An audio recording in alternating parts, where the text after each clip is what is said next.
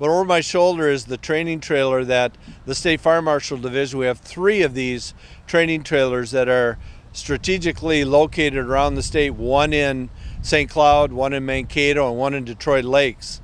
And what they're for, it's for fire departments across the state, from the metro to greater Minnesota, where they can use this as a tool to sharpen their skills. This trailer is a wonderful opportunity to do that and really aids the public in being able to bring that type of training to its firefighters in their community. Very grateful to have this opportunity to work with this trailer on my department and look forward to using it again this year. Whenever I go out and talk with training officers and fire chiefs at different departments, when I ask them about training and what they want, they always want hands-on training. This training prop gives them that opportunity to get hands-on training in a lot of different skills that, as Scott alluded to, if you don't get an acquired structure to be able to do some of these drills, you're not necessarily going to get the opportunity to do them. So getting up on a roof and actually cutting a hole in a roof, using forcible entry equipment on the doors to be able to pry those open. We've also looked at how else we can use the trailer besides those few opportunities that we have, and it's allowed us as program directors to be able to come up with some ideas as far as doing different rescue drills for firefighters, especially when other firefighters go down, and how we are going to move those firefighters around and how we can use this prop to facilitate that. Again, we have 3 of these strategically located throughout the state, one in St. Cloud, one in Mankato, and one in Detroit Lakes. So at this time we'll show you how this actually works and how our firefighters are actually trained, and at the end of the day, this is going to save lives not only of citizens but also of firefighters, of learning how to do these tasks safely. In this scenario, Maplewood Fire will use their aerial device to gain access to the chimney. Not all times can we get to that point because of how far away the house might be from the street, or trees might be in the way, or power lines and that sort of thing. So they'll go up the ladder, take a chain, drop it down through the chimney and try to clean it out like if the chimney had a fire in it. Predominantly we see this a lot out in the rural area, especially now with the heating season coming in front of us. So what he'll do is actually drop that chain down through the chimney, try to knock down the creosote that's burning inside of the chimney down into the fireplace area so they can get cleaned out. If they couldn't get their aerial device to there, they would access it by the ladders and a roof ladder that they have set up beside it.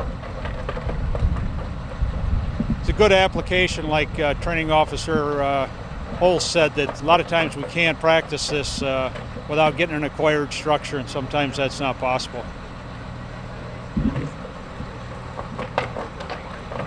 Some fire departments will deploy water, use water down the chimney. Each department's trained kind of on their own protocols and have their own SOPs, SOGs to decide how to fight the fire. Firefighters now will access the roof, get up under their roof ladder, which is their safety in case the roof collapses below them. He's sounding the roof to see how good it is. Stepping up onto the roof ladder. That provides them with real good safety while they're up on the roof in case something happens below them and some part of the roof falls in.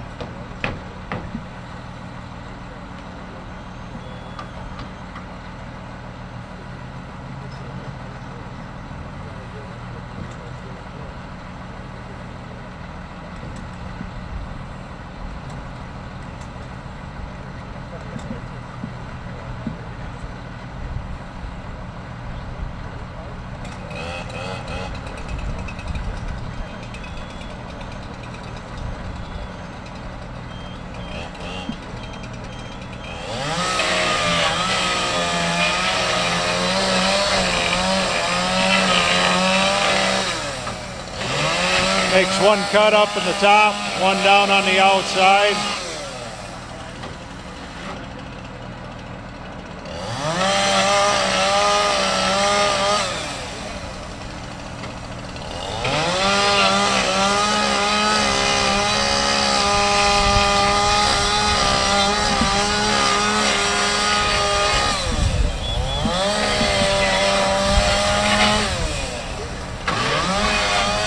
Finishes up the cut coming down on the inside by the ladder.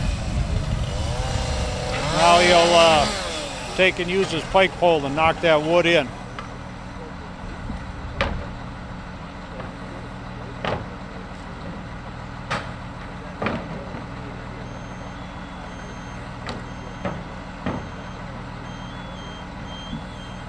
And he'll reach down inside with his pike pole and knock out the attic space if there's anything up there. Demonstrating cutting the bolts off of a door now. The bolts are on the outside of that door. He can cut it down the middle like that, and then he'll come and he'll just chop that off, and then he'll just knock that bolt right on through.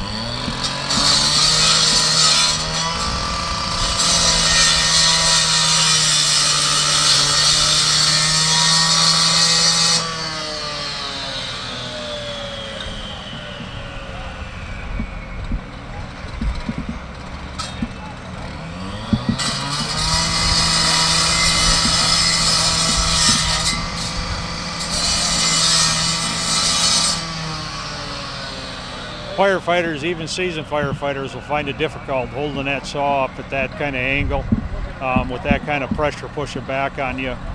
So it's a good training session to get them to get used to using that. Now he's knocking the bolt through.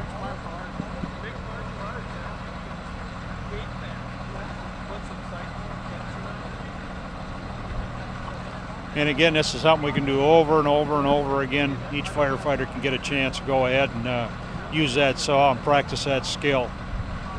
The better off they are at this, better off they're going to be gaining access into a building at 2:30, 3 o'clock in the morning.